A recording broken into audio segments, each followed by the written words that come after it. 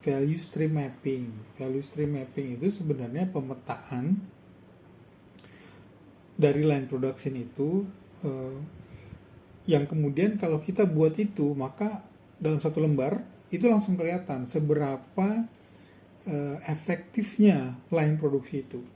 Di dalam value stream mapping itu digambarkan prosesnya, apa aja yang terjadi, yang kemudian di dalam setiap proses itu kemudian dibuatkan juga inputnya berapa, outputnya berapa, dan di saat yang sama juga ditambahkan juga perlu labor berapa di situ, gitu ya.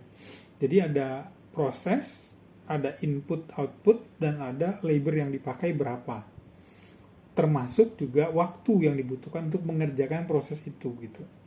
Jadi kebayang kalau misalkan dalam satu line produksi itu ada misalkan ada 10 proses, maka ada 10 proses yang di masing-masing proses itu pemetaannya adalah inputnya berapa, prosesnya apa, outputnya berapa, orang yang dipakai berapa, gitu ya, dan waktu yang dibutuhkan berapa. Sehingga pada akhirnya ketika peta dari value stream mapping itu jadi, kita akan jadi tahu berapa waktu yang dibutuhkan untuk mengerjakan sebuah produk dari A sampai Z, gitu ya.